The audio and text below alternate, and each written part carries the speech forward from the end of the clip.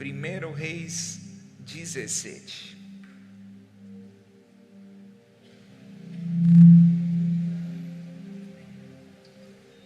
Primeiro Reis 17, vamos ler desde o verso 8.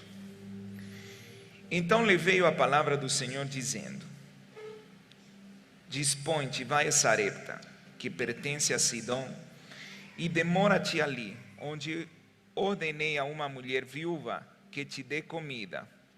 Então se levantou e foi a Sarepta. Chegando à porta da cidade, estava ali uma mulher viúva apanhando lenha. Ele a chamou e lhe disse: Traze-me, peço-te uma vasilha de água para eu beber. Indo ela buscá-la, ele a chamou e lhe disse: Traze-me também um bocado de pão na tua mão. Porém ela respondeu: Tão certo como vive o Senhor teu Deus, nada tenho cozido. Há somente um punhado de farinha numa panela e um pouco de azeite numa botija. E vês aqui, apanhei 2 cavacos e vou preparar esse resto de comida para mim e para o meu filho. Comê-lo-emos e morreremos. Elias lhe disse: Não temas, vai e faz o que dizeste, mas primeiro, diga comigo, mas primeiro, faz dele para mim um bolo pequeno e traze-mo aqui fora. Depois farás para ti mesma e para teu filho. Porque assim diz o Senhor Deus de Israel: a farinha da tua panela não se acabará, e o azeite da tua botija não faltará, até ao dia em que o Senhor fizer chover sobre a terra. Foi ele e fez segundo a palavra de Elias. Assim comeram ele, ela e a sua casa muitos dias. Da panela a farinha não se acabou, e da botija o azeite não faltou, segundo a palavra do Senhor, por intermédio de Elias. Hoje vivemos um cenário no Brasil um tanto caótico, mesmo nessa transição de governo. Nós estamos ainda no processo de ajustes, processo de alinhamento para a nova fase que o Brasil está prestes a vivenciar. Independente da sua tendência política, algo incontestável: o Brasil está vivendo uma nova fase. E é importante fazermos a leitura certa do que realmente está acontecendo no Brasil. Vivemos num cenário atual muito preocupante. O cenário atual, temos 63 milhões de brasileiros endividados, tá? Segundo dados divulgados pela Confederação Nacional de Comércio de Bens, o índice de brasileiros endividados no primeiro trimestre subiu em 61,03%. Olha só, a mais do que o primeiro trimestre do ano passado. Mas isso não é tudo.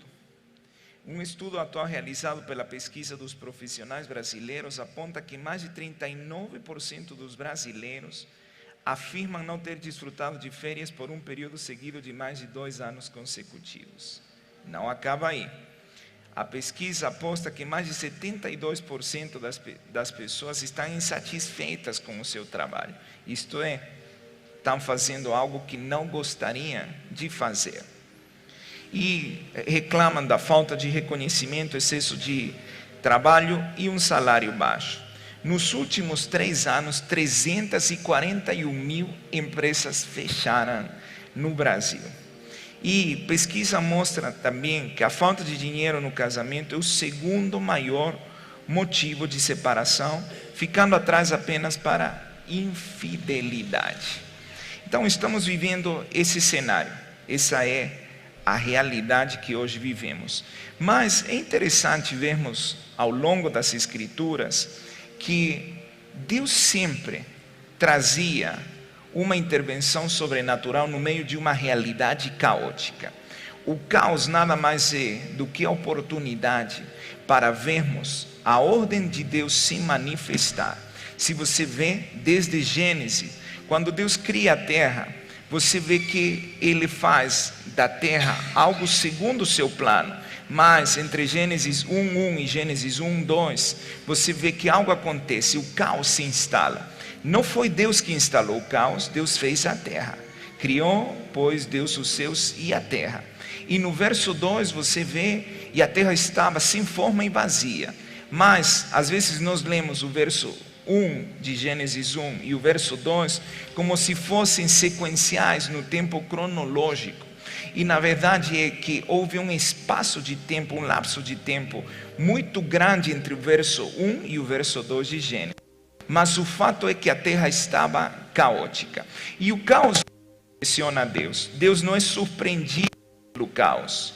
Deus, Ele opera no caos. Veja que a terra estava sem forma, a terra estava vazia, mas diz que o Espírito de Deus se movia sobre a face das águas. Agora, entendermos isso faz toda a diferença, porque quando nós vemos o caos, nós temos a tendência a enfatizarmos o errado do que está acontecendo. E hoje nós estamos num cenário caótico, mas Deus não está surpreendido desse cenário. Deus Ele não foi pego de surpresa por causa desse cenário. Pelo contrário, Ele vê esse cenário como uma oportunidade para Ele poder manifestar o seu poder sobrenatural. Então, onde o caos impera é onde nós vemos a ordem de Deus se instaurar, o poder sobrenatural se manifestar. Hoje nós estamos num Brasil caótico, mas essa é a oportunidade que Deus tem para poder trazer a ordem, o alinhamento, os ajustes necessários para que o Brasil seja o que de fato Deus traçou na eternidade, o plano perfeito que Ele tem para o Brasil. Mas se isso é verdade, por que então estamos passando por esse cenário tão caótico? Você tem que entender que quando Deus delega a responsabilidade no homem a respeito da terra, quando Ele o faz mordomo, Ele esperava que o homem fosse um bom mordomo. Porém, o homem faz escolhas, e são as escolhas as que determinam os nossos resultados. Então hoje nós estamos nesse cenário caótico por causa das nossas escolhas. Nós fizemos a escolha de estarmos nesse cenário, mas hoje nós podemos fazer uma escolha para mudarmos esse cenário caótico. E aqui nesta passagem nós vemos um cenário muito caótico. Esta é uma das passagens nas quais você vê como Deus opera no meio do caos, como Deus, Ele manifesta o seu poder mesmo quando tudo parece dizer que não. Quando tudo parece dizer que não, é quando Deus está prestes a dizer que sim.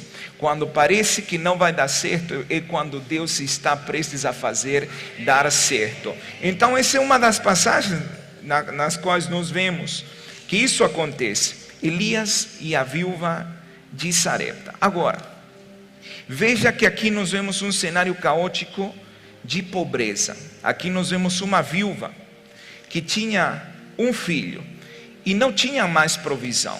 Era um cenário muito, muito caótico. A viúva com o filho estavam prestes a fazer a última refeição antes de morrer. Não tinha mais esperança, não tinha mais expectativas do futuro. Eles apenas enxergavam uma realidade caótica. Essa será a nossa última refeição.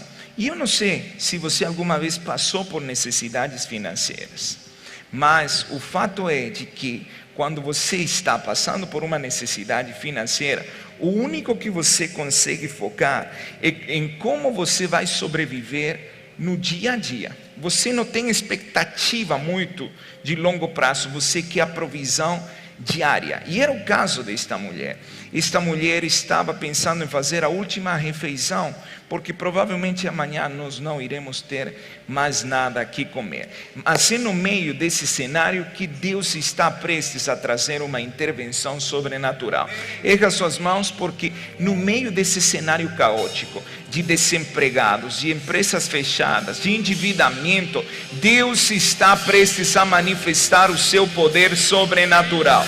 Eu disse, no meio do caos, Deus está prestes a trazer um ajuste, um realinhamento com o seu propósito.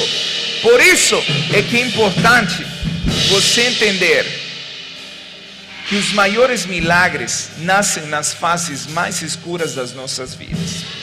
Anota isso aí. Os maiores milagres nascem nas fases mais escuras das nossas vidas. Quanto mais escura está a noite, é porque mais próximo está o amanhecer.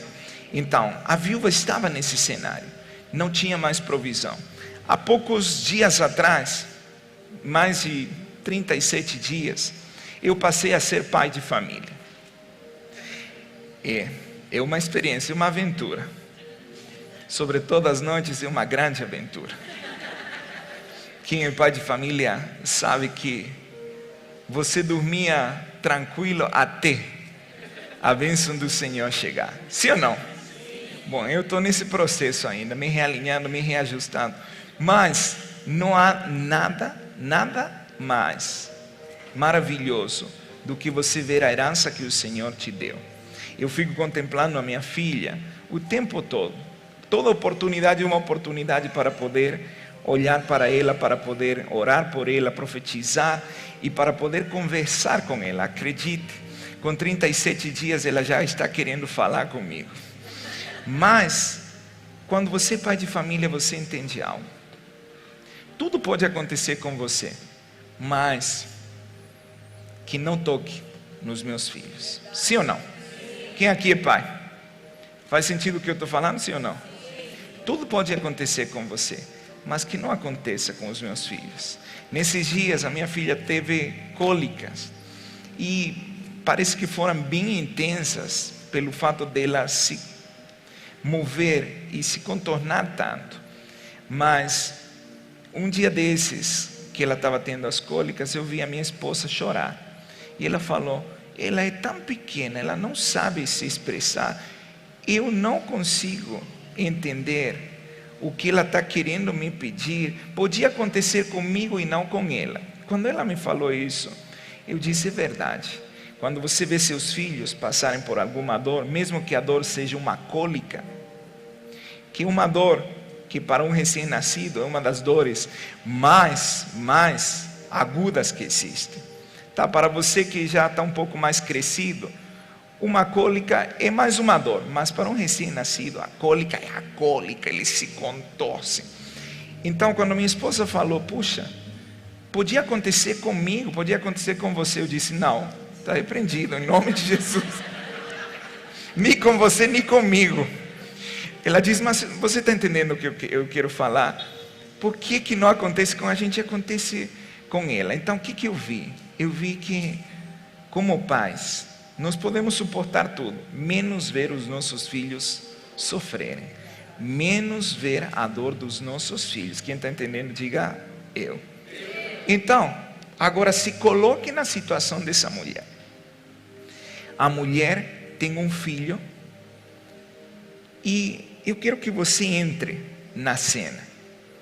A mulher não tem mais provisão a não ser para fazer uma última refeição. A última refeição, e ela estava se preparando para ela morrer e também para o filho morrer, porque de fato estava acontecendo algo sobre toda a nação. Eles estavam vivendo um tempo de seca. É por isso que você vê, vamos ler novamente o verso 15: foi ela e fez segundo a palavra de Elias, assim comeram ela e a sua casa muitos dias. Da panela a farinha não se acabou e da botija o azeite não faltou, segundo a palavra do Senhor, por intermédio de Elias. Você vê que foi por causa de uma palavra que a realidade mudou. Porém, veja algo, uma situação caótica, uma mãe, eu imagino, desesperada, porque não tem mais provisão para o seu filho. Ela está preparando a última refeição. Porém, há alguém que está prestes a mudar totalmente a realidade dessa mulher. Alguém que está prestes a trazer uma intervenção sobrenatural que vai mudar a sorte da mulher, do filho, da casa, e vai afetar também na realidade local. E esse alguém é Deus. Deus está prestes a entrar na cena. Agora, interessante é que no meio desse cenário tão catastrófico, no meio desse cenário tão caótico, como Deus opera não é como nós pensamos. Porque você poderia pensar, a mulher não tem mais provisão, a mulher está preparando a sua última refeição, como é que Deus vai operar? Vai mandar provisão, ou não é? Sim ou não? É o lógico, né? Se a mulher não tem mais provisão, então vamos fazer uma cesta e vamos enviar para ela para trazer a provisão. Mas essa não é a maneira que Deus opera. E às vezes é aí onde nós somos pegos, porque nós pensamos que Deus vai operar na nossa lógica, mas a lógica de Deus está bem acima do que a nossa lógica. Os pensamentos dele são mais altos do que os nossos pensamentos. O lógico era o quê? Se a mulher está passando por uma crise financeira, se a mulher está passando por um cenário caótico no qual só tem para mais uma refeição, qual é a lógica do que Deus deveria fazer? Enviar a provisão, sim ou não? Quem está entendendo, diga eu. Porém, Deus operou dessa maneira? Não, porque Deus não está à mercê da tua lógica. Entenda isso. Deus não está à mercê da tua lógica. O que você pensa que é lógico para Ele fazer é o que Ele não vai fazer, porque Ele não opera na lógica cartesiana. Deus não é engessado pelo pensamento grego. Deus não opera na lógica, na aritmética cartesiana. Ele tem uma outra lógica, se a gente puder colocar como lógica. Ele tem um outro sistema de pensamentos que é muito diferente. Então veja que a mulher está nesse cenário, prestes a morrer, prestes a fazer a última refeição, mas Deus está prestes a trazer uma intervenção sobrenatural. Não será da maneira que a mulher espera, mas será da maneira que a mulher precisa. Diga para a pessoa que está do seu lado: Deus não vai fazer como você espera, mas sim como você precisa. Deus não vai fazer como você espera. Diga, queridinho, não vai ser como você espera, mas vai ser como você precisa. Quem está entendendo, diga eu. Não vai ser como você espera, mas vai ser como você precisa. Porque Deus não está à mercê da tua lógica. Deus não está à mercê dos teus caprichos. Deus não está à mercê do teu pranto. Ele opera num outro sistema de pensamentos. Agora vamos traduzir um pouquinho esse cenário. Nós iniciamos a falar sobre o cenário que o Brasil está vivendo: desemprego, dívida, empresas sendo fechadas, casamentos acabando. É mais ou menos o que está acontecendo. Mas agora, leve isso para a sua vida.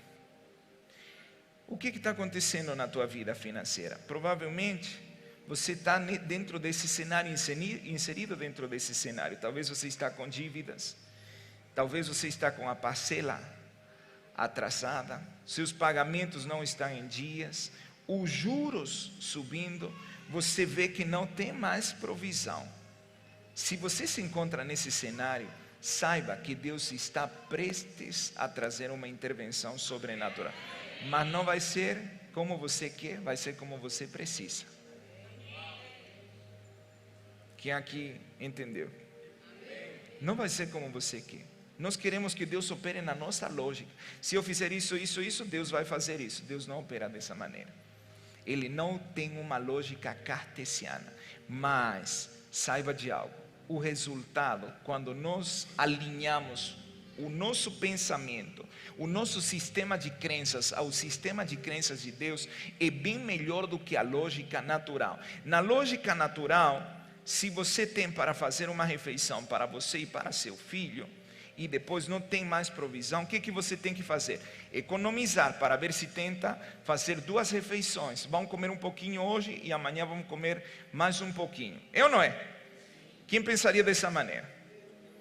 Mas não é a lógica de Deus. Nossa lógica não é a lógica de Deus. A lógica seria que tem um pouquinho de farinha, então vamos aguardar um pouquinho, come um pouquinho hoje, vamos diminuir a porção, amanhã vamos ter para sobreviver mais um dia. Embora eu vejo aqui que a porção era tão pequena que não tinha para mais um dia, era o último dia, então não tinha mais como poupar. Mas na lógica humana essa seria essa seria a ação a ser tomada. Mas no pensamento divino, as coisas acontecem de uma outra maneira. Veja que o profeta Elias, enviado para essa viúva, o profeta Elias estava numa outra localidade, ele estava numa outra região, ele se encontrava numa outra geografia, mas Deus o envia para essa viúva. Erga suas mãos, porque Deus está prestes a enviar pessoas que vão trazer a resposta que Deus tem para a tua vida. Eu disse, Deus está prestes a enviar pessoas. Tem pessoas fora de lugar que Deus vai deslocar só para trazer a resposta que você tanto precisa. Mas não vai ser como você quer, não vai ser como você pensa, vai ser como você precisa e como Deus quer. Deus enviou o profeta Elias. Deus envia o profeta no meio desse cenário caótico. Agora, o que me chama a atenção? O que me chama a atenção é ver como Deus opera de uma maneira diferente à nossa lógica. Veja o que acontece. Desde o verso 10 diz: então ele se levantou e se foi a Sarepta. Chegando à porta da cidade, estava ali uma mulher viúva apanhando lenha. Ele a chamou e lhe disse: traze-me, peço-te, uma vasilha de água para eu beber. Indo ela a buscá-la, ele a chamou e lhe disse: traze-me também um bocado de pão na tua mão. Porém ela respondeu: tão certo como vive o Senhor teu Deus, nada tenho cozido, há somente um punhado de farinha numa panela e um pouco de azeite numa botija. E vês aqui, apanhei 2 cavacos e vou preparar esse resto de comida para mim e para meu filho, comê-lo-emos e morreremos. Veja que o profeta chega na lógica de Deus. Se há um ministério que opera na lógica de Deus mais do que qualquer outro, é o ministério profético. Ministério profético não tem muita lógica humana para você decifrar. É um pensamento divino. O profeta não chega na lógica humana. A lógica humana era que vamos poupar o pouco que temos e amanhã poderíamos ter mais uma refeição. Ou vamos comer e vamos morrer. Mas o profeta chega e que é o primeiro que ele faz? Ele pede. Que é o primeiro que ele fez? Que foi o que ele fez? Mas a resposta não era a provisão de Deus para a mulher. Se Deus enviou o profeta para uma viúva que está passando por um problema financeiro, a resposta não deveria ter chegado no seguinte formato: o profeta trazendo a provisão para a mulher? Sim ou não? E por que não aconteceu disso? Porque Deus não opera na nossa lógica. A lógica de Deus não é a lógica do homem. O profeta chega e, ao invés de dizer: mulher, celebra, eu trouxe a provisão que você está precisando, eu trouxe o alimento que você tanto precisa, Deus ouviu a tua oração, mulher, e Ele me enviou com essa provisão para você. É o que todos nós gostaríamos que Deus dissesse no meio de um cenário caótico, é ou não é? Quem aqui já ficou esperando uma resposta desse tipo? Você fala: pai, eu não tenho mais, e aí você espera que alguém bata na sua porta e diga: ei, Deus me falou para trazer essa provisão para você, é ou não é? Mas não aconteceu desse jeito. Por que não acontece desse jeito? Porque o pensamento de Deus é mais alto do que o nosso pensamento. O sistema de Deus é diferente do nosso sistema. Nós queremos encaixotar Deus no nosso sistema, mas Ele não se deixa. Ele não permite ser engessado pelos nossos pensamentos. Então eu imagino que quando o profeta chegou, a viúva, o primeiro que ela olhou é: se Deus te enviou, cadê a provisão? Eu estou precisando de provisão. Cadê a provisão que Deus liberou para a minha vida? Mas o profeta chega e diz: ei, traz um pouco de água para mim. Aí ela vai e leva água. Entenda algo: era um tempo de seca. A água era muito valiosa. Então, o que o profeta pediu não era qualquer coisa. Não é que nem nesses dias que você bebe água quando você quer, a quantidade que você quer. Sim ou não? Mesmo assim tem muita gente que não bebe água. Eu não consigo entender. Mas hoje você pode beber livre demanda. Sim ou não? Tem sede, bebe água. Naqueles dias não, porque os céus estavam fechados, não tinha chovido. Entenda isso. os céus estavam fechados, não tinha vindo chuva, não havia água. Ei, e que foi o que o profeta pediu? Algo valioso. Que foi o que ele pediu? Água. A água valia muito mais do que o dinheiro naqueles dias. Ele diz: traz um pouco de água. Eu imagino já a lógica da mulher.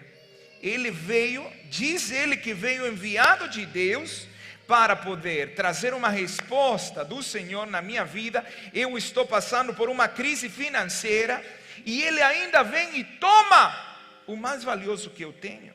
Mais valioso do que o dinheiro era a água. Ainda ele me pede algo tão valioso, sabendo que estou numa seca, sabendo que não há água e que eu guardei pouca água para mim e para meu filho. Está querendo tirar o que é meu e do meu filho. O profeta diz: água, eu quero água.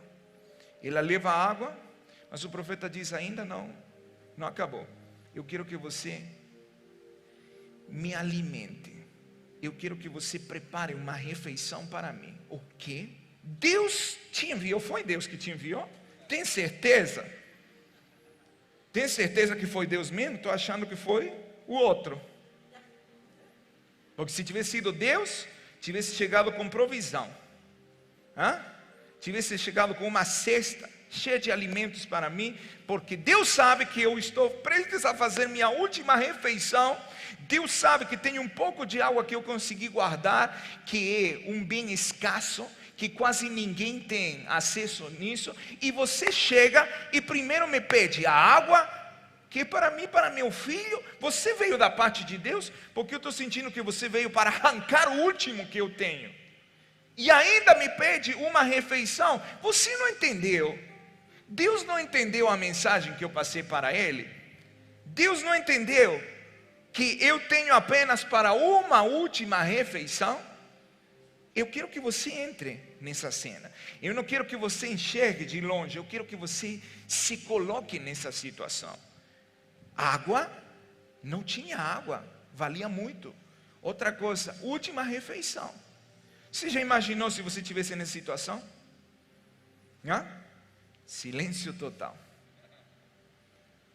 Deus, quem aqui pediu para Deus te enviar uma resposta financeira? Diga eu, pode levantar a sua mão. Tem certeza? Tem certeza que você quer que Deus te responda? Ou você está esperando que Ele responda segundo a tua lógica? O profeta chega e diz: eu quero água. Segunda coisa, eu quero que você faça uma refeição para mim.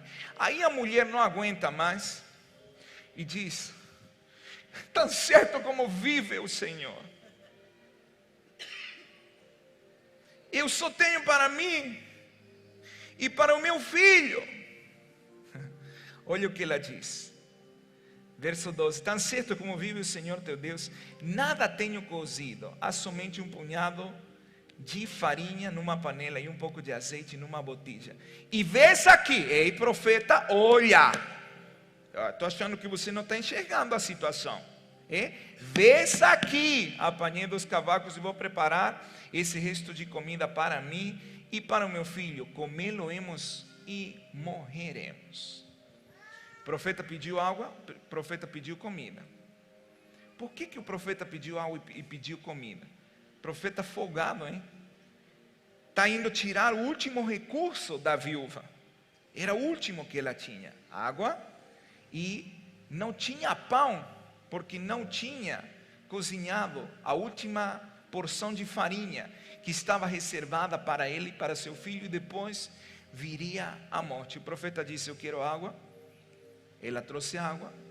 O profeta disse: eu quero comida. Ela disse: profeta, você não está vendo? Eu acho que você não está entendendo. Você ouviu mesmo Deus te enviar? Porque eu pedi para Deus uma provisão financeira, e você está chegando aqui para tirar o último recurso que eu tenho? Você ouviu a voz de Deus? Porque olha aqui, não tenho mais nada, é a última coisa que eu tenho. Quem aqui quer receber um milagre da parte de Deus? Tem certeza? Tem certeza?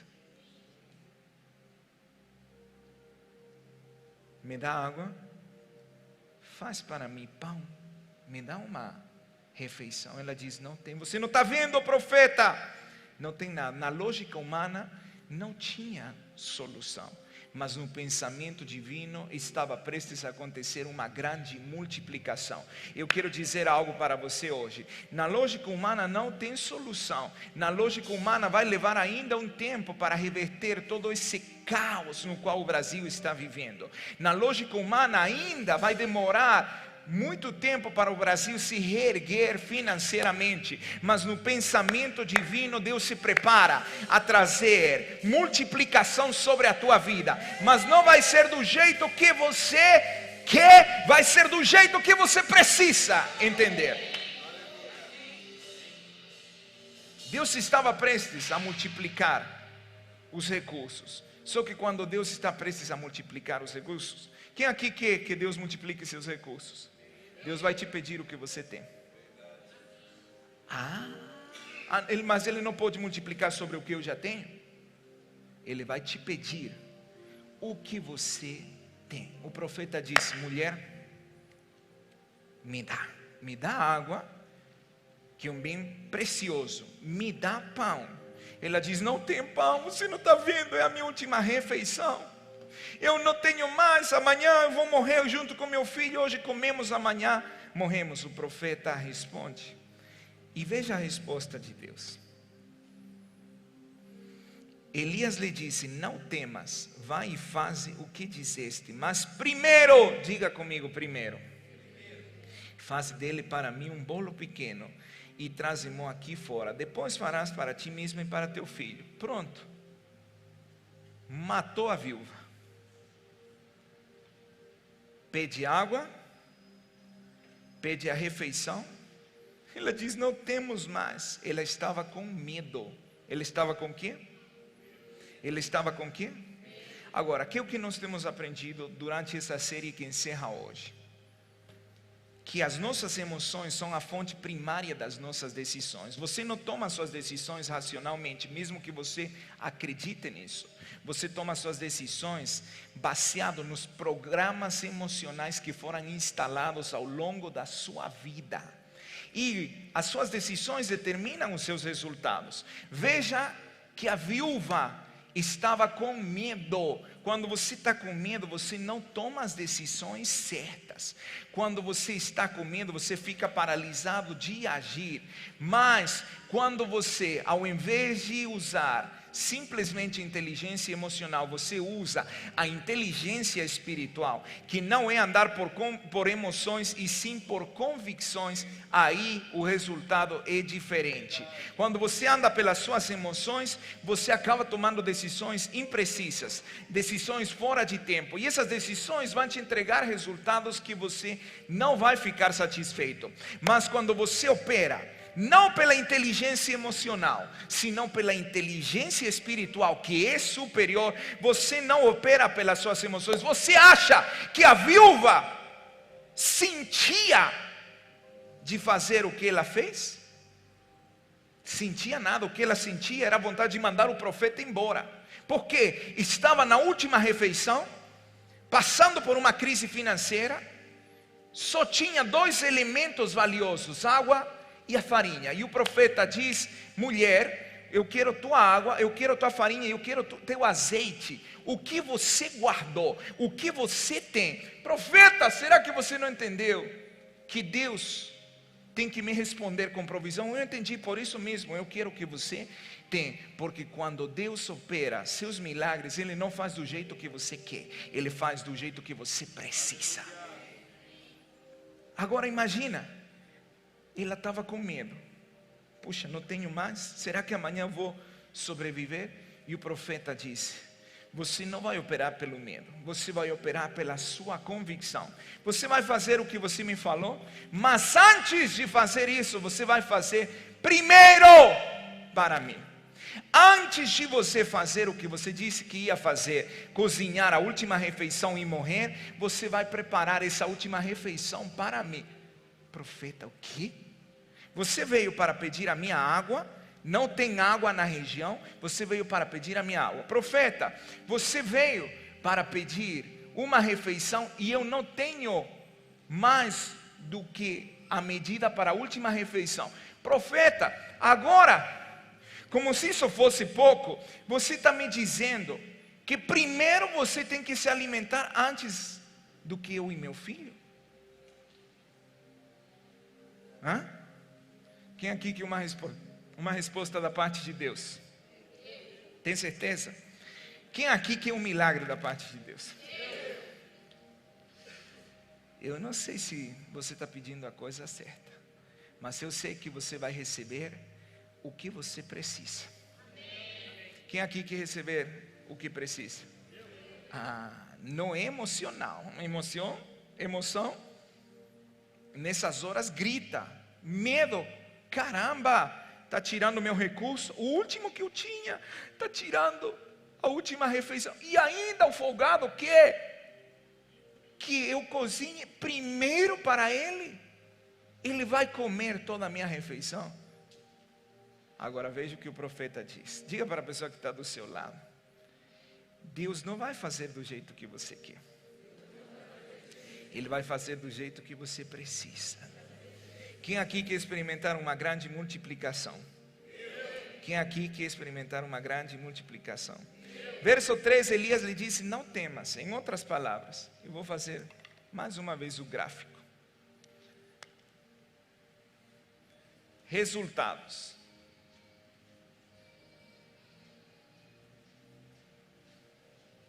Qual era o resultado dessa mulher? Escassez, sim ou não? Sim ou não? Mas os resultados são um produto de quê? Das nossas condições? Os resultados são um produto de quê? Das nossas decisões. Sim ou não? Sim ou não?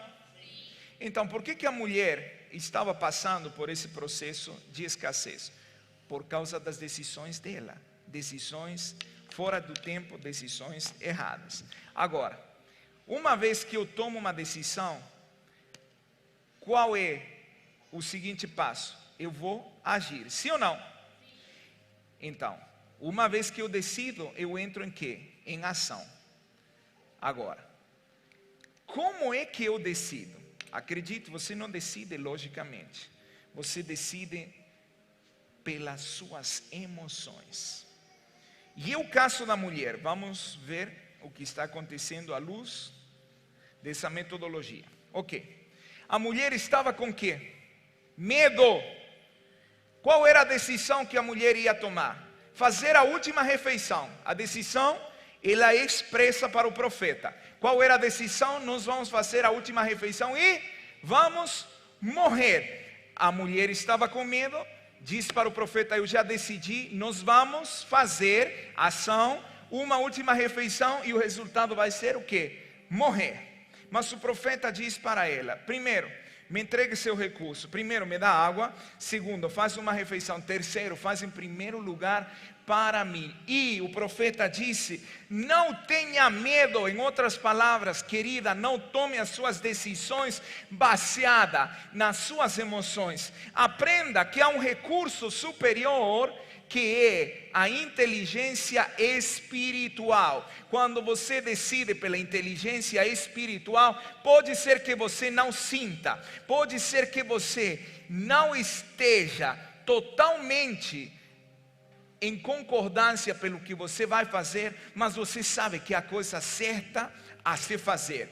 Ele diz: não tenha medo. Em outras palavras, querida, não tome suas decisões baseado nas suas emoções, porque você vai se sabotar. Se você hoje decidir baseado nesse medo que você tem, você vai fazer a última refeição e você vai morrer. Não tem mais esperança para você. Mas eu quero te apresentar um recurso superior. Mulher, não tome suas decisões pelas suas emoções, tome as suas decisões pelas suas convicções. E eu quero te dizer algo: faça o que você diz que você vai fazer, faça o que você decidiu para fazer, mas em primeiro lugar, faça para mim. E você vai ver que quando você usa da inteligência espiritual, os resultados são superiores do que você usar a inteligência emocional ou utilizar a lógica para você agir como você não sabe que tem que agir. Diga para a pessoa que está do seu lado: não decida pelas suas emoções, decida pelas suas convicções. Vou repetir: não decida pelas suas emoções, decida pelas suas convicções. Ei, as tuas emoções não foram feitas para te governar, para te controlar, foram feitas para te servir. Vou repetir isso. As tuas emoções não foram feitas para te controlar. Você foi feito para controlar as suas emoções. Quando você opera emocionalmente, você está permitindo que as suas emoções governem sobre você. E elas não foram feitas para governar sobre você, elas foram feitas para te servir, para você governar sobre elas. O profeta disse para a mulher: mulher, você está com medo. E eu consigo entender, mulher, que você esteja com medo, porque não tem mais provisão. O pouco de água que você tinha, você acabou de me entregar. A farinha, o azeite, eu te pedi agora que você fizesse uma refeição. Você já tinha decidido, a decisão dela estava tomada. Nós vamos fazer uma última refeição e vamos morrer. O profeta diz: essa tua decisão vai ser alterada pelo fator espiritual. Essa tua decisão baseada no medo não pode ser tomada. Primeiro você vai operar pela inteligência espiritual. E eu quero que você me entregue primeiro o que você tem. Diga para a pessoa que está do seu lado: o primeiro sempre será o primeiro, e o segundo nunca será primeiro. Quem aqui está entendendo isso?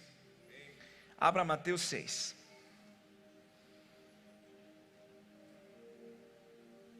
Diga para a pessoa que está do seu lado: não tome as suas decisões baseado nas suas emoções.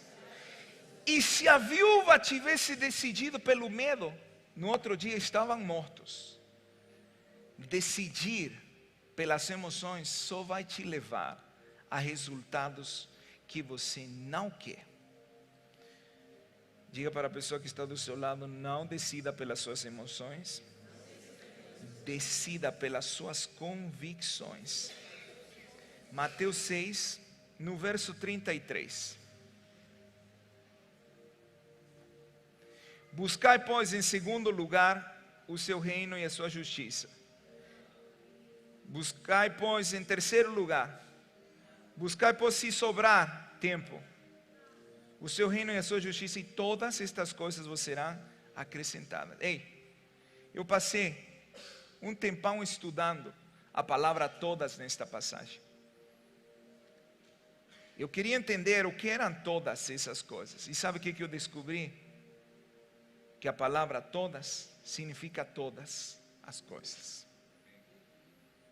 Quem aqui quer ter todas as coisas? Quem aqui quer ter provisão? Quem aqui quer ter saúde? Quem aqui quer ter harmonia no seu lar? Quem aqui quer ter uma vida plena? Quem aqui quer ter uma vida realizada? Quem aqui quer se sentir bem? O que você tem que fazer? O que você tem que fazer? Priorizar o reino. O que? Priorizar o reino. O que? Priorizar o reino. No meio de uma cultura tão acelerada na qual nós estamos inseridos, onde tempo é um fator muito determinante, você tem que aprender a priorizar o que é importante antes do que é urgente, e muito antes do que é circunstancial, e muito antes do que é até trivial. Buscar em primeiro lugar o que? O reino, e tudo vai ser acrescentado. Agora, você pode na vida querer os acréscimos, como você já falou que quer uma vida plena, uma vida realizada, uma vida feliz, uma vida financeira mais estável. Você quer viver a prosperidade, você pode buscar essas coisas, mas você vai demorar muito mais em alcançar todos os acréscimos do que você demoraria se você priorizasse o reino de Deus. Tristemente hoje eu vejo isso. As pessoas priorizam tudo menos o que é de Deus. O que é de Deus é em último lugar. E sabe como que isso é evidente? pelo tempo de vocês. É incrível, eu não consigo entender. Eu tenho 30 e quantos anos? 33 anos de convertido. Quando eu me converti, a primeira coisa que me ensinaram foi: busque a Deus em primeiro lugar.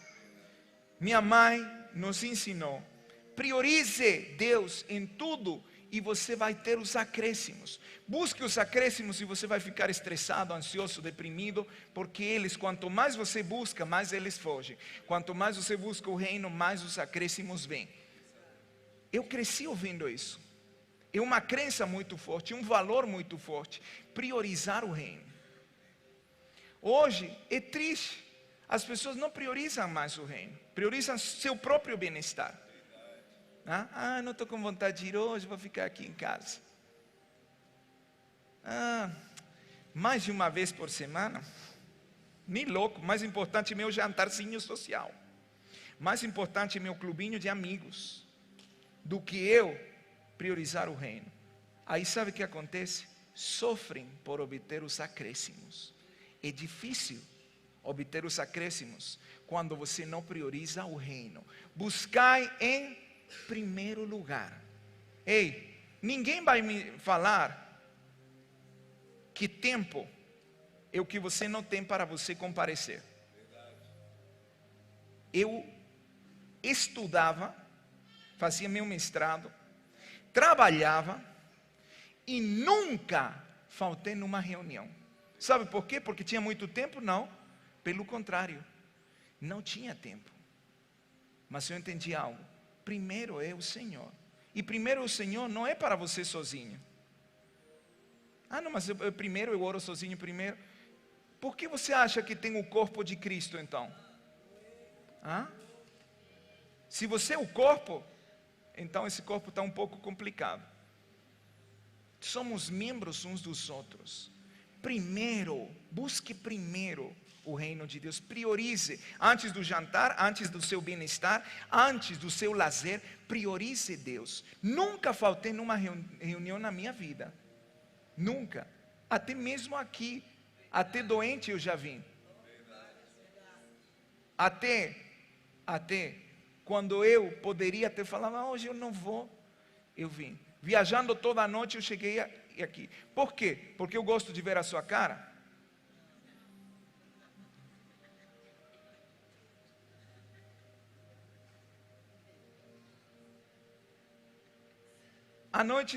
Ontem à noite eu não dormi quase nada.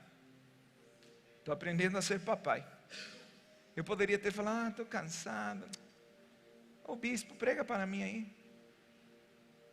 Não faltei uma reunião. Sabe por quê? Porque para mim Deus é primeiro. Era meu aniversário, eu comparecia. Era aniversário da minha mãe, eu comparecia. Era dia do pai, eu comparecia. Por quê? Porque se Deus não é primeiro na minha vida, os acréscimos que Ele prometeu não vão chegar. E eu vou ter que trabalhar mais para obter os acréscimos. Acredite, eu fazia mestrado 7 da manhã a 9:30 da manhã. Depois ia trabalhar de 9:30 até 19 horas no mínimo, muitas vezes 20. Depois eu comparecia em todas as reuniões. E acredite, no meu tempo se tinha reuniões na igreja todo dia. Hoje você chora porque vem um domingo e uma terça por mês. É incrível. Eu não sei que Deus você serve, porque Deus não está em primeiro lugar. Em primeiro lugar está seu jantar, sua família. Em primeiro lugar está seu lazer. Em primeiro lugar estão suas amizades. Mas Deus não está em primeiro lugar. Por isso é que vocês se esforçam tanto para obter os acréscimos. E os acréscimos parece que fogem cada vez mais. O profeta iria ensinar a mulher a lição mais importante que você e eu temos que aprender. Qual é essa lição? Essa lição: que quando você prioriza a Deus, todo o restante é acrescentado.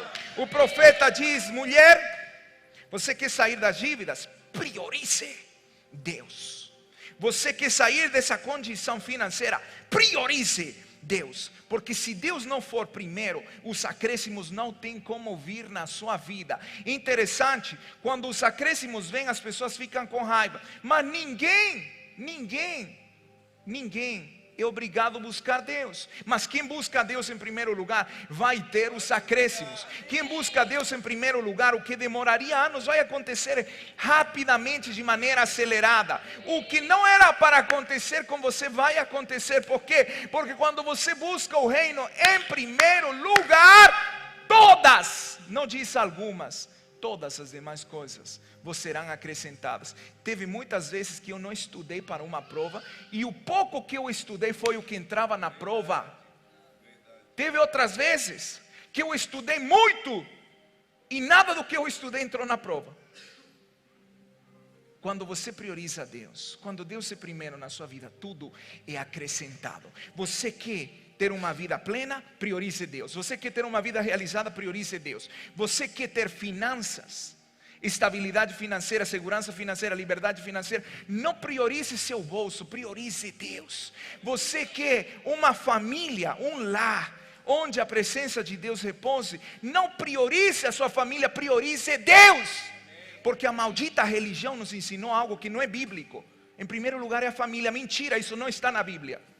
Em primeiro lugar é o reino, não tem outra coisa. Na Bíblia não diz em primeiro lugar é família, depois é isso. Não, senhores, isso foi uma herança maldita da religiosidade, que fez uma geração de crentes ficarem mornos, insípidos, descompromissados com o que é o reino do Senhor. Em primeiro lugar na Bíblia eu só encontro algo, e se você me mostrar na Bíblia que diz que primeiro é a família, eu vou passar a acreditar. Mas na minha Bíblia, no que eu leio, diz em primeiro lugar é Deus, e em segundo lugar é Deus também, e em terceiro lugar é Deus. E se eu priorizo Deus, Ele vai cuidar da minha família, Ele vai cuidar das minhas finanças, Ele vai cuidar da minha economia.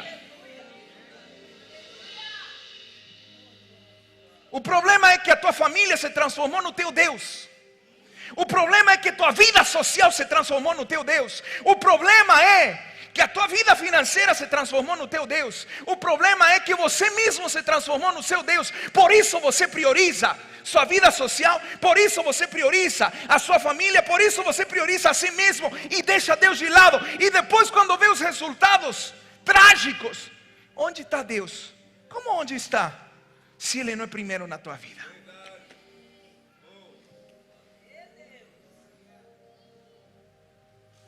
Nunca vi uma geração tão morna quanto essa.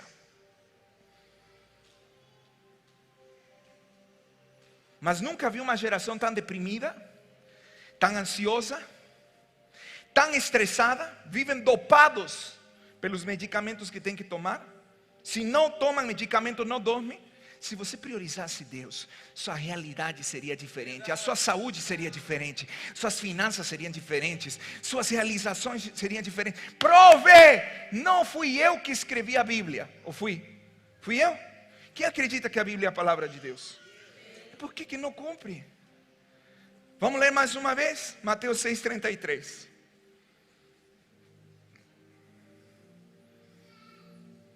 Buscai, pois, em segundo lugar o seu reino. Buscai, pois, em primeiro lugar sua vida social, seu jantar, seu lazer, sua família, e todas as coisas vos serão acrescentadas. É isso que diz? E por que você faz isso? Buscai em primeiro lugar. Priorize Deus. Priorize Deus. Hoje é o primeiro dia da semana. Não negocie nunca o fato de você não estar aqui presente. Porque esse negócio vai te sair muito caro na frente. Você acha que você está poupando tempo? O que você não sabe é que Deus está observando a tua atitude. E não acredite, queridos, não acredite que porque você alcançou um resultado, esse resultado é para sempre. Quando Deus é primeiro, tudo é acrescentado.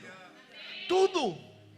Buscai, pois, em primeiro lugar o seu reino e a sua justiça, e todas essas coisas vos serão acrescentadas.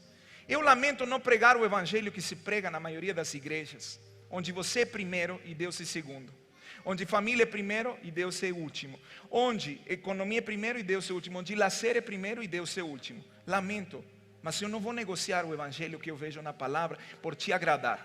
Eu não vou negociar as escrituras para você se sentir bem.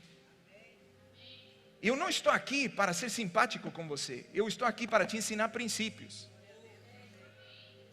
Para você ter uma vida plena, realizada, com saúde, prosperidade, só existe um caminho: buscar em primeiro lugar o reino de Deus e a sua justiça, e todas, diga todas, as demais coisas vos serão acrescentadas. Você disse que você quer uma vida plena, uma vida realizada, uma vida na qual você se orgulhe, você quer estabilidade financeira, você quer um lar harmonioso. Não priorize isso, priorize Deus, e tudo isso vai vir como consequência.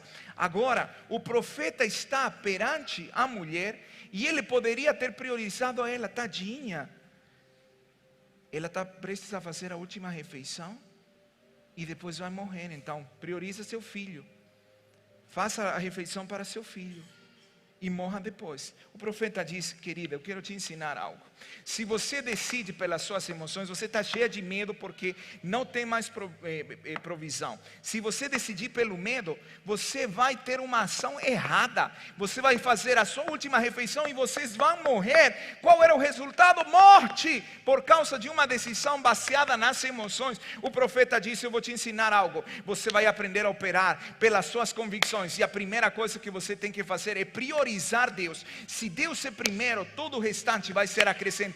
Então, antes de você dar para seu filho, antes de você priorizar a sua família, você vai me entregar, porque eu sou um homem de Deus, e Deus vai fazer algo que você não pensou que Ele faria. Quando a mulher entregou e priorizou Deus, veja o que aconteceu. Vamos voltar a 1 Reis 17. Diga para a pessoa que está do seu lado: priorize Deus. Querido, hoje eu estou com vocês, amanhã eu não sei se eu estarei com vocês. E sabe o que eu queria que vocês lembrassem de mim?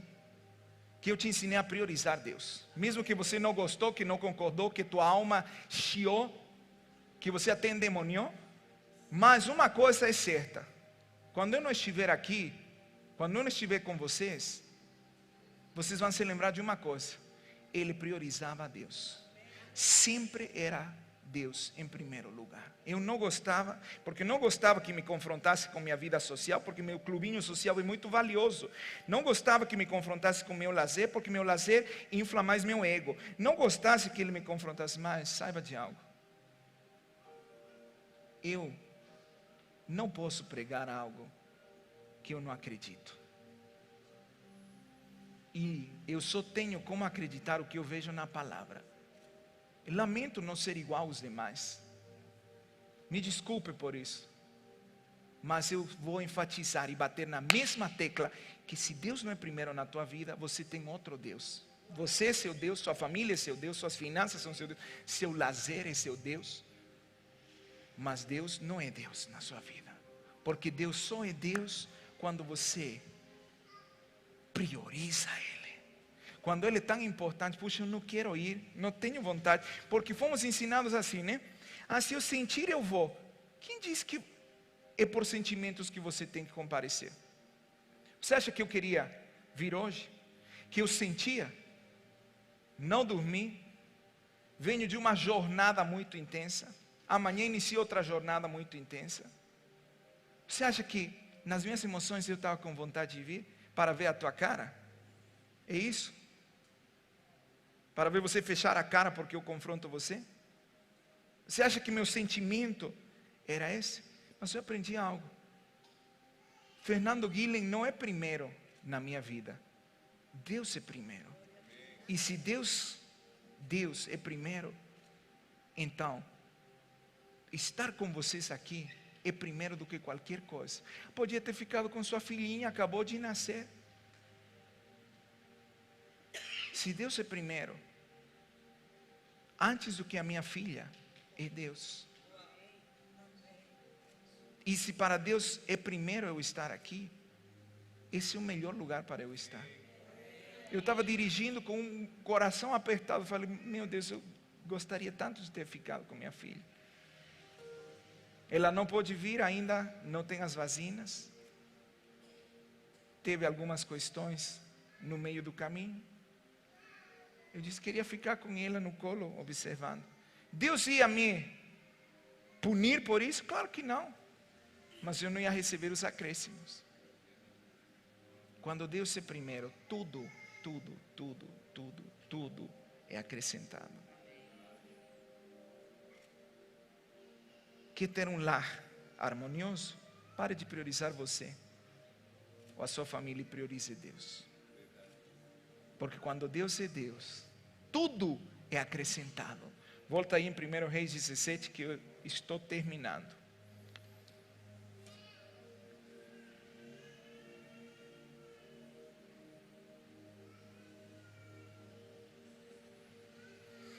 Verso 3, Elias lhe disse: não decida pelas suas emoções, não temas, vai e faz o que disseste, mas primeiro faz dele para mim um bolo pequeno e traz-mo aqui fora, depois farás para ti mesmo e para teu filho, porque assim diz o Senhor Deus de Israel: a farinha da tua panela não se acabará, e o azeite da tua botija não faltará, até o dia em que o Senhor fizer chover sobre a terra. Ei, seca, não tinha água. Agora você entende o que o profeta pediu? A água era valiosíssima. Imagina que vem uma seca. Quando falta água um dia, é um caos, sim ou não? Bom, se bem que nem todo mundo toma banho todos os dias, mas faltar água é um caos, sim ou não? Agora, meses e meses estavam sem água. E o profeta disse: eu quero água. Não tinha chovido na terra, era o pouco que ela tinha guardado. O que mais você tem? Farinha e azeite, faça um pão para mim. Ela diz: como? Estou com medo, já decidi fazer a última refeição, a minha ação vai ser cozinhar e vamos morrer. Ele disse: primeiro, você vai me entregar esse bolo, porque assim diz o Senhor, Deus de Israel: não faltará. Veja o que diz. Meu Deus, essa palavra é tão forte. Porque assim diz o Senhor Deus de Israel: a farinha da tua panela não se acabará, e o azeite da tua botija não faltará, até o dia em que o Senhor fizer chover nessa terra. Ei, eu quero te dizer algo: quando você prioriza a Deus, não vai faltar provisão na tua vida, não vai faltar saúde na tua casa, não vai faltar realizações na tua própria vida. Mas se você fizer Deus de segundo, você vai ter que se esforçar muito. Você vai ter que se esforçar muito. Priorize Deus. O profeta diz: primeiro, buscai em primeiro lugar o reino dos céus, e todas as demais coisas vos serão acrescentadas. Se fosse nos dias de hoje, o profeta chegaria com uma sacola: oh, eu trouxe provisão porque Deus me mandou. O profeta contemporâneo, que a maioria quer ouvir, é esse, né? Deus me falou que você está tendo falta, então eu trouxe provisão. O profeta disse: Deus me enviou. Estava num outro lugar, Deus me enviou. Me dá água, mas não está chovendo, me dá. Me dá a farinha, me dá o azeite. Mas eu vou fazer minha última refeição. O profeta disse: me dá primeiro. E quando ela decidiu, não pelas emoções, porque ela tinha medo, quando ela decidiu pelas convicções, eu vou até colocar essa palavra aqui. Convicções.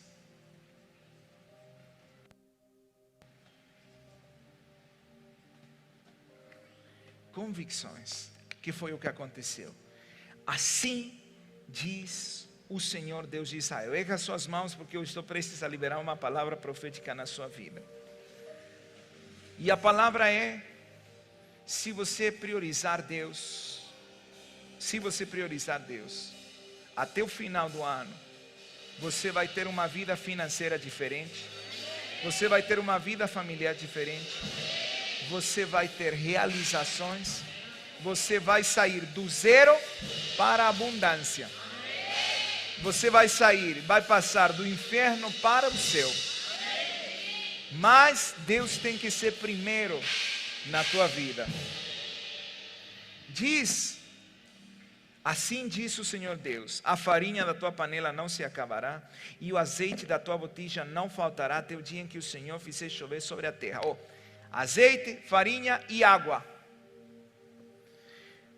Foi ela e fez segundo a palavra de Elias. Ela agiu segundo a sua lógica, segundo as suas emoções. Ela tinha medo. Não, ela agiu por uma convicção de que Deus iria reverter a situação. Ela agiu segundo o quê? Segundo a inteligência espiritual, e decidiu o que era certo. E veja o que aconteceu. Foi ela e fez segundo a palavra de Elias. Assim comeram ele quem? Elias, ela, a viúva, e sua casa muitos dias. Ei, pergunto algo. Se ela tivesse tomado a decisão por causa do medo de fazer a última refeição, qual tivesse sido o resultado? Morte no outro dia. Sim ou não? Sim ou não? Quando ela tomou a decisão pela convicção, não pela emoção, e agiu segundo a palavra do Senhor, qual foi o resultado? Comeu o profeta, comeu ela e sua casa muitos dias.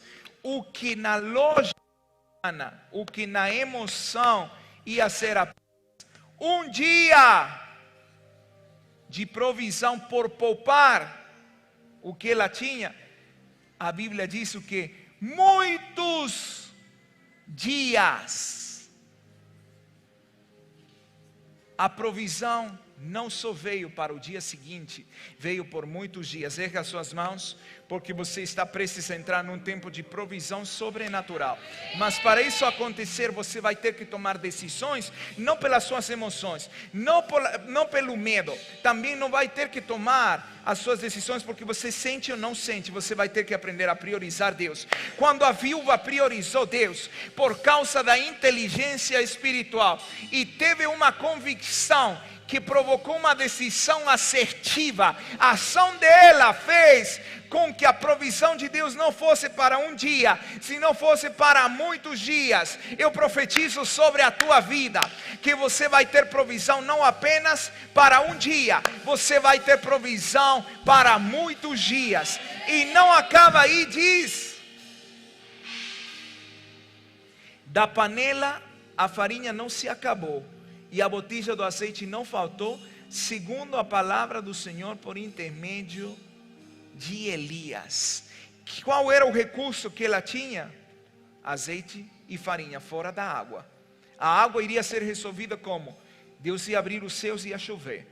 A farinha não faltou e o azeite também não foi escasso. Quando você prioriza Deus, nada falta na tua vida. Quando as coisas começam a faltar, é porque você está com as prioridades erradas. Vou repetir isso. Aceita que dói menos. Quando você está tendo falta em alguma área, é porque você está com as prioridades erradas. Está tendo falta? Tuas prioridades estão erradas. Porque quando Deus é primeiro, todas, quantas? Quantas? Quantas? Quantas? Quantas? As demais coisas são acrescentadas. Está tendo falta de algo? Tuas prioridades estão desfocadas. Mas hoje Deus quer que você priorize, que você foque novamente no que é primeiro, que coloque Ele no trono da tua vida, no trono do teu coração. Porque há muito tempo quem governa esse trono é você. Há muito tempo quem determina o que se faz ou não faz é você, segundo o seu conforto, segundo os seus sentimentos. Mas hoje Deus quer que você opere por convicções e não por emoções, e que essa convicção te leve a uma decisão assertiva, que produza uma atitude para você ter os resultados que você não obteria baseado numa decisão emocional. Se fosse pelo medo, azeite, farinha, vou colocar aqui, água, era tudo que a mulher tinha. Estava com medo, vou te dar, não, vou fazer porque amanhã a gente vai morrer. Ele entregou tudo o que ela tinha. E a palavra do Senhor diz: comeu o profeta, comeu ela, comeu a sua casa por muitos dias. O que era para demorar um dia, se prolongou por muitos dias. E não faltou o que ela entregou. Quando você não entrega algo para Deus, você acha que você está poupando. Na verdade, você está esvaziando o seu futuro.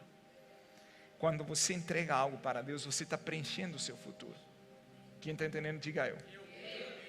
Quando você não entrega algo para Deus, pensando que você está poupando no seu futuro, você está esvaziando o seu futuro.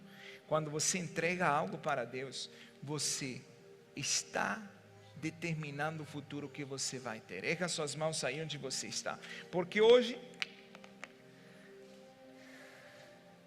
eu estou aqui por uma convicção. E a convicção é: Deus tem que ser primeiro na tua vida. E não só de palavras, porque de palavras é muito fácil. Se Deus não é primeiro, Ele não é teu Deus. Ele pode ser um ídolo na tua vida, mas não é Deus. Não é Senhor da tua vida. Se Deus não é Senhor do teu tempo, Ele não é Senhor da tua vida. Se Deus não é Senhor das tuas prioridades, Ele não é Senhor. Você é o seu Senhor. Sua família é o teu Senhor. Teu clubinho social é o teu Senhor. Mas quando Deus é primeiro, todas as demais coisas são acrescentadas. Erga suas mãos aí onde você está. Pai, essa geração tem sido doutrinada de uma maneira tão perversa, tão errada, tão egoísta, focando no próprio bem-estar, no bem-estar da família, priorizando tudo menos o Senhor. Mas, Pai, o Evangelho não gira em torno do bem-estar do homem. O Evangelho gira em torno da figura do teu Filho, do Cristo como Senhor. E, Pai, eu não quero pregar o que as pessoas querem ouvir, eu quero pregar o teu Evangelho. Eu quero apregoar ao teu Filho como Senhor, porque eu creio que o Senhor quer liberar os acréscimos. Eu creio que a tua vontade é que nada falte. Eu creio que a tua vontade é suprir todas as necessidades. Mas a única maneira do Senhor poder fazer isso é através das prioridades certas, no lugar certo nas nossas vidas. E Pai, eu te agradeço por esse tempo no qual temos sido confrontados. Tua palavra é uma espada. E uma espada para cortar, e uma espada para dividir, e uma espada para separar. Mas a tua palavra também é martelo que esmiuça a rocha. A tua palavra também é água que lava os nossos corações. Pai, obrigado pela tua palavra. Obrigado porque nós podemos ter esperança de um futuro diferente, não por causa das nossas emoções, nem da nossa lógica, não por causa da nossa inteligência cognitiva, nem da nossa inteligência emocional, senão por causa da nossa inteligência espiritual. Queremos viver pelas tuas convicções, queremos ser pessoas de valores e não pessoas de propostas. Queremos, ó Pai, viver pelo teu propósito e não pelas propostas. Queremos centralizar o teu Filho nas nossas vidas, para que tudo seja acrescentado. E Pai, nesta hora, eu digo que todos aqueles que priorizem o teu reino, seja com o tempo, seja financeiramente, experimentem os acréscimos do que o Senhor quer liberar. Nesta hora eu tomo autoridade e eu digo que toda fortaleza, toda crença limitante, sabotadora, que dizia que tudo pode ser primeiro nas nossas vidas, menos o Senhor, é demolida em nome de Jesus. Toda crença que nos fazia priorizar a nossa família antes do que o Senhor é demolida. Toda crença que nos fazia priorizar o nosso lazer antes do que a tua casa é quebrada em nome de Jesus. Toda crença que nos fazia priorizar o convívio social, a vida social, antes do que os teus princípios, agora é demolida em nome de Jesus.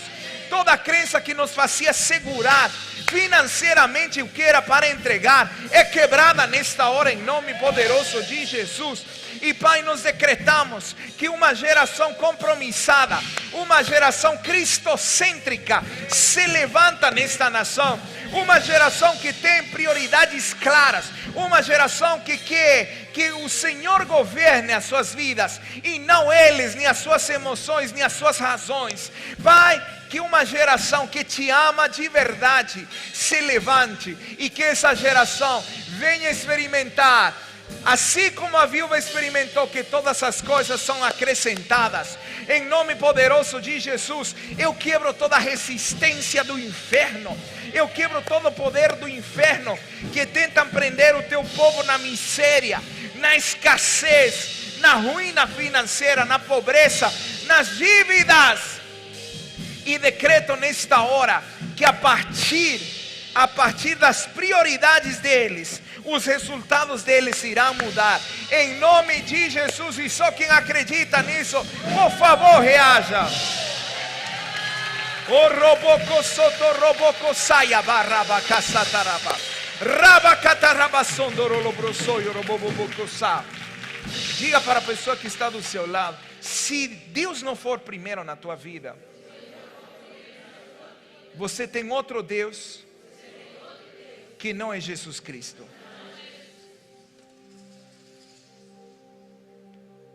Não priorize nada acima de Deus. Se você vai ver a sua vida andar, pare de priorizar Deus e você vai ver a sua vida desandar.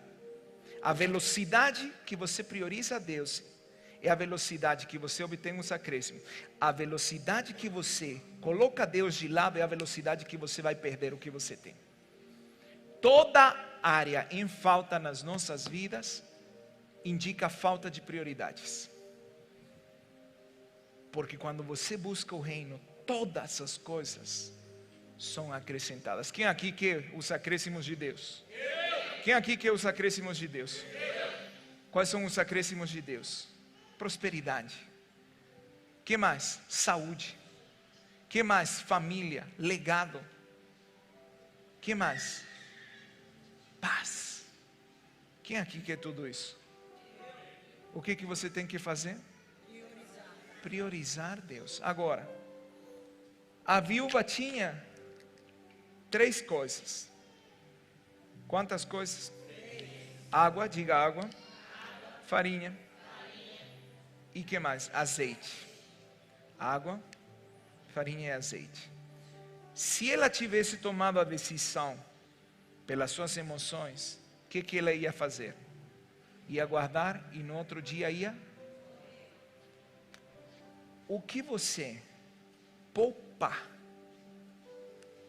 para suprir as suas necessidades esvazia teu futuro.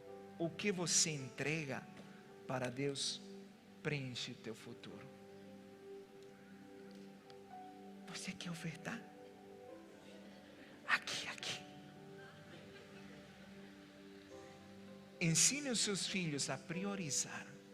Desde que nós éramos crianças, minha mãe disse: de tudo que vocês recebem, vocês vão dizimar. E nós aprendemos isso. E até hoje continuamos fazendo isso. E eu quero continuar fazendo isso. De tudo que vocês receberem, entreguem o dízimo. Nunca nada faltou. Mas minha mãe também disse: a tua generosidade atrai a abundância. Eu não conheço ninguém tão generoso quanto minha mãe. Em tempo, financeiramente. Também não conheço ninguém que atraia tanto o favor de Deus. No natural não era para ela ter a vida que ela tem. Mas por causa das prioridades, ela tem o que tem. E eu quero te desafiar hoje. Eu não sei se é por isso que alguns faltaram. Porque eu já percebi, hein? Quando que vai tirar a oferta dos R$1.000? Então aí eu vou programar para não ir. Quando você poupa, você esvazia seu futuro. Quando você entrega, você preenche seu futuro. Esse é o pensamento de Deus. O pensamento do mundo é: eu poupo, eu guardo, eu tenho. O pensamento de Deus é: entrega e você vai ter. Então hoje eu quero fazer um desafio. Hoje é o dia em que eu quero desafiar você mais uma vez a apresentar uma oferta de R$1.000. Eu sei que nem todos irão fazer, mas eu sei que tem pessoas aqui que já decidiram priorizar o Senhor. Então, se você já tem a sua oferta de R$1.000, pessoas com oferta de R$1.000 podem vir aqui na frente. Agora, presta atenção, ei, não é agora a hora, será que é de Deus? Claro que é de Deus. Claro que é de Deus. Não é a hora de perguntar, é a hora de você agir. Imagina se a viúva fala, mas será que é de Deus eu entregar isso para o profeta? Mas estou achando que não, melhor guardar. Ela morria no outro dia. A viúva decidiu ter a convicção de que se Deus estava falando algo, ela iria obedecer o que Deus estava falando. Tem ainda mais pessoas aqui. Sabe qual é o meu sonho? Que quando eu falo oferta de R$1.000, passem todos vocês. Ah, por quê? Porque ele quer ficar rico? Eu não recebo daqui, queridos. Tua oferta não me enriquece nem me empobrece, graças a Deus. Porque se fosse por isso, eu estaria meio pobre, viu?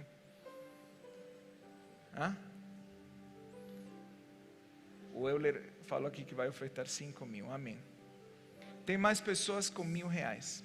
Esse é o momento. Não olhe para baixo, não olhe para a pessoa do lado, olhe para seu bolso, para sua carteira. Eu vou dar mais um minuto, eu não quero ficar apelando, porque só você sabe o que você vai perder se não oferta.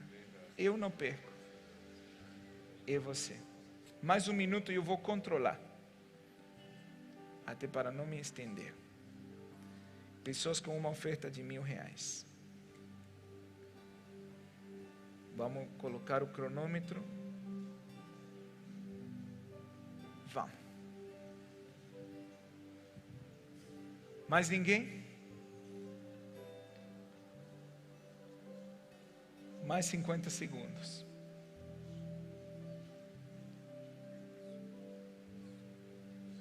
Deus é primeiro na tua vida ou você é primeiro? R$1.000 não alcançam para você viver a vida que você quer. Você pode comê-los e amanhã não ter, ou pode entregá-los e amanhã ter a provisão do Senhor. Mais 20 segundos. 20, 19, 18, 17, 16. Cheguem mais perto, por favor. Eu quero orar por vocês. Eu preciso óleo, isso, obrigado meu filho. Pai, falar que o Senhor é primeiro é muito fácil. O difícil mesmo é agirmos segundo essa convicção. Falarmos que te amamos, que te adoramos é tão fácil. O difícil mesmo é entregarmos as nossas finanças. Falar que o Senhor é primeiro é simples. O difícil mesmo é abrirmos mão do que é primeiro nas nossas vidas. Eu te agradeço por essas pessoas que decidem ofertar, decidem apresentar essa oferta de R$1.000, R$5.000. E Pai, eu digo nesta hora, que assim como está escrito na Tua Palavra, buscai em primeiro lugar, assim como a viúva entregou em primeiro lugar, Pai, que eles venham a viver um tempo de fartura. Eu abençoo cada um deles e decreto fartura, decreto abundância, decreto as portas abertas, decreto neste tempo provisão sobrenatural. Eu digo que não faltará o óleo, não faltará a farinha, não faltarão os recursos, não faltará a água, a chuva vem para poder regar essas sementes. Eu abençoo eles, Pai, em nome poderoso de Jesus. E eu digo que nos próximos dias eles experimentem os acréscimos do Teu reino, Tua palavra diz: buscar em primeiro lugar o reino, e todas as demais coisas serão acrescentadas. Pai, eu abençoo eles, introduzo eles na bênção de Provérbios 10, 22. Que a tua bênção os enriqueça, e que eles se enriqueçam sem dores. A tua bênção os enriqueça sem nenhum tipo de dores, sem trabalhos forçados. Que eles se enriqueçam, que eles prosperem, em nome poderoso de Jesus. Amém. Agora, talvez você não tenha 1000, mas você tem 500. Vem cá na frente, eu quero orar por você também. Pessoas com 500. Eu quero orar por vocês.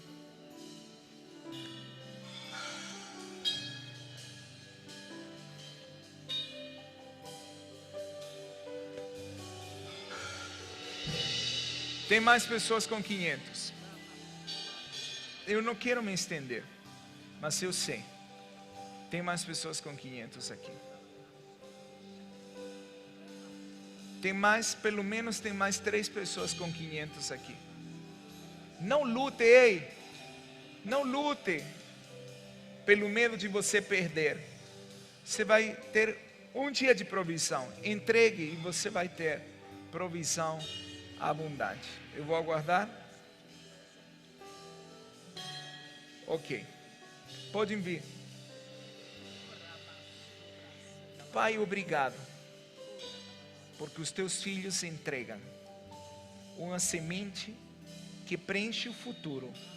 Eu digo que nesta hora, por eles terem priorizado o teu reino, essa semente venha a ter uma expansão, venha a crescer, venha a se multiplicar e venha a gerar uma colheita abundante. Eu abençoo eles, ó Pai, e decreto em nome de Jesus que eles viverão um tempo de ver os teus acréscimos, as tuas promessas se cumprirem. Que nesse tempo eles vivam a frutificação. Eu decreto frutificação sobre a vida de cada um deles, em nome de Jesus. Agora, talvez você não tenha os 1000, não tenha os 500, mas você tem algo a apresentar ao Senhor. Tome a sua oferta aí onde você está. E se você tem a sua oferta, nesta hora você pode vir aqui na frente, entregar ela. Pode passar o cartão, pode entregar ela também em espécie. Se você está nos assistindo, você pode fazer isso. Não permita que o medo determine seus resultados. Opere nas convicções do Senhor. Aleluia. Rama Rama Cassandra Labra Sandra.